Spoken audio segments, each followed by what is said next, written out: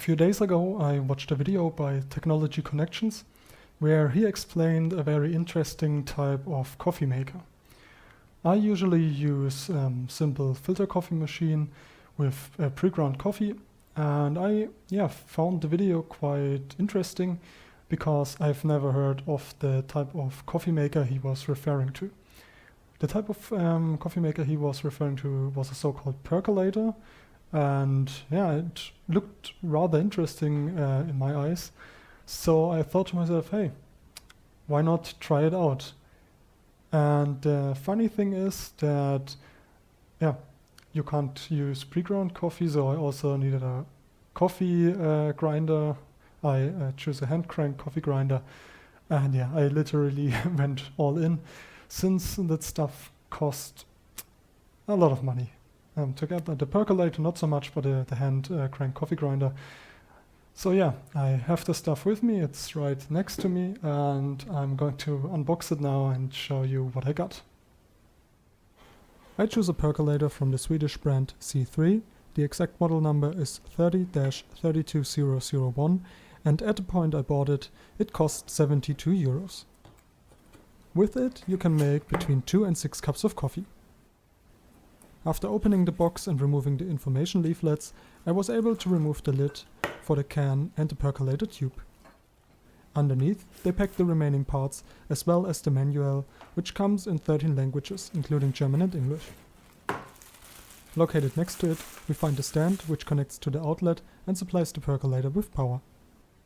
The second last part remaining inside the box is the filter for the coffee grounds, which has a lid on top that helps the water to spread out evenly before dripping down into the coffee grounds. The hole in the center is meant for the percolator tube. And last but not least, the can/percolator itself, which will heat up the water and later contain the finished coffee. It is made out of stainless steel with a plastic base and handle. The handle also has a liquid level indication. So here we got it now. This is the percolator, or at least the can, where the finished coffee will then be in. And how does the percolator, or how does a percolator in general work? This percolator has a little divot in the center here, and in there is a heating element which cooks the water locally. And as soon as the water cooks, it boils, and bubbles will rise through this metal tube, which will be inserted into the divot. And these bubbles will push water upwards inside the tube, and then the next step will be that the hot water will then run against this little part here into the top of the can here, and then it will spread out, because if it is assembled, you can see it, that the water will then go onto this plate, drip down into the coarse ground coffee, and from there it will then drip back into the reservoir where the water originally was. Which of course then for the percolator means that it can happen that coffee can recirculate, in contrast to other coffee machines where the finished coffee is in a separate container compared to where the water is.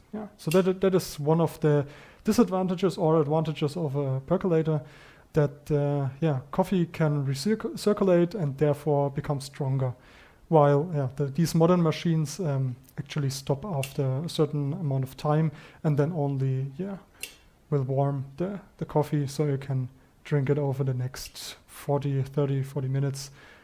And it's quite interesting in my opinion. The first thing I'm going to do with this percolator is to rinse it with boiling water. I'm going to use my normal kettle for that, to heat up the water and rinse all the parts of the percolator, just to be sure that any contaminants which may still stick to the parts will be washed off or at least sterilized.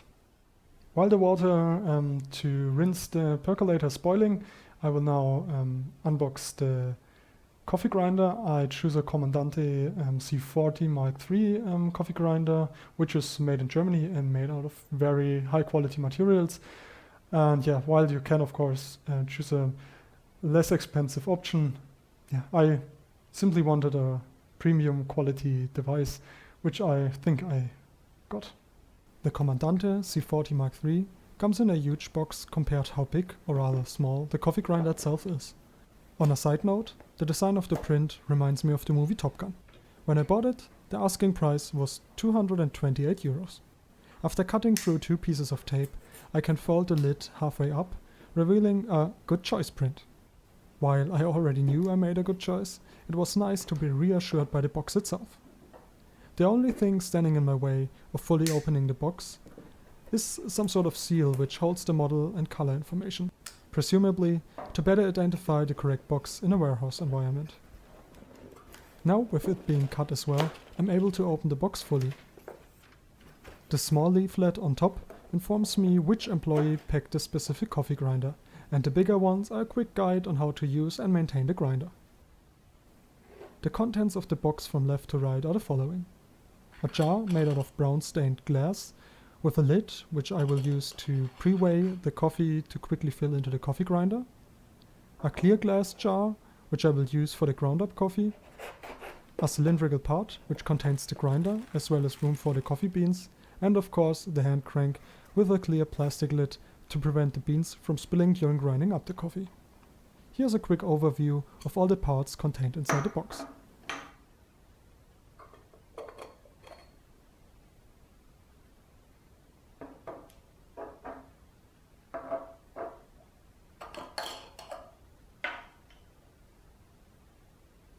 After rinsing it with boiling water, I now filled up the percolator with cold water, 4 cups to be specific. I can make up to 6 cups in this percolator, but I choose to make 4 cups for the first test run.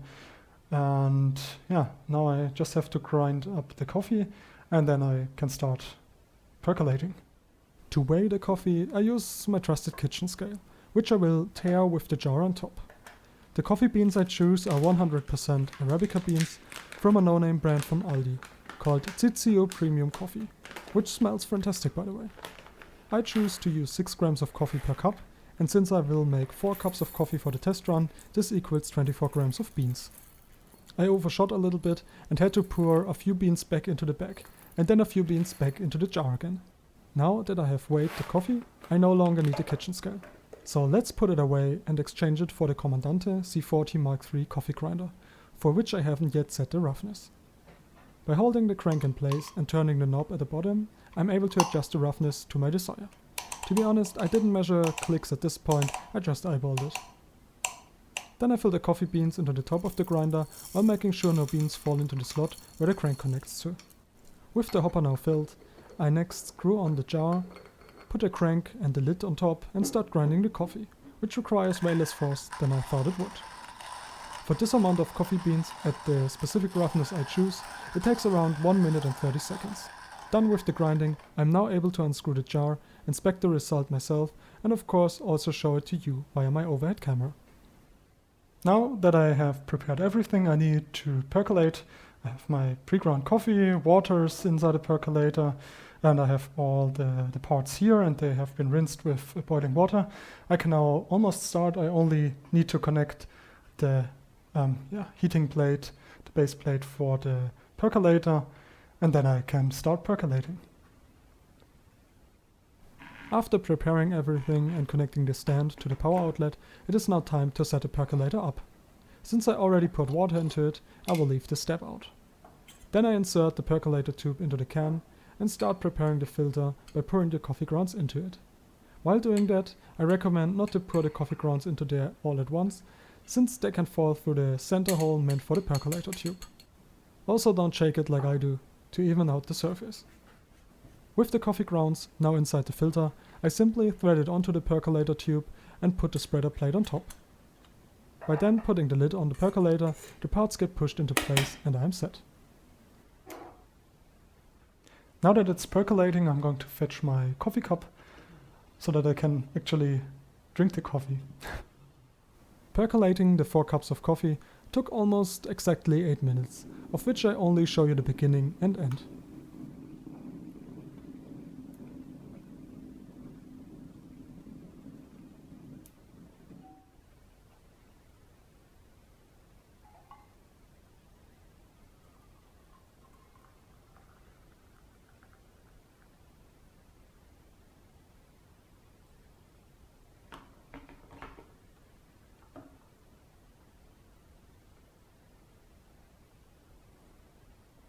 The percolator finished percolating. It went faster and faster, and then the orange LED on the base of the percolator ignited, showing that it now is only going to keep the coffee warm. And then I waited a few additional seconds until all the water, which was still in the coffee grounds, dripped down, which I could see by the fill indicator on the back of the percolator. And after all the water dripped down, I poured my first cup of coffee, which is still very hot, so give me just 1 or 2 minutes until I can taste this coffee.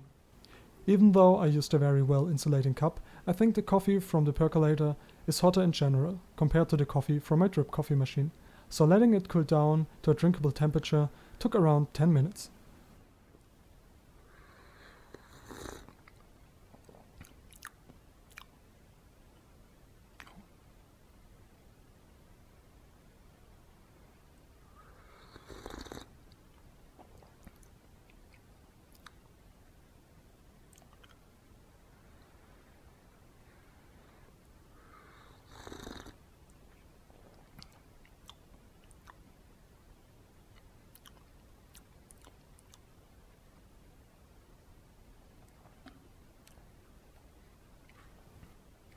The coffee is still rather hot, but I was able to take a few sips of the coffee, and I personally like it. It is very tasty. In my opinion, it's better than the filter coffee I usually drink.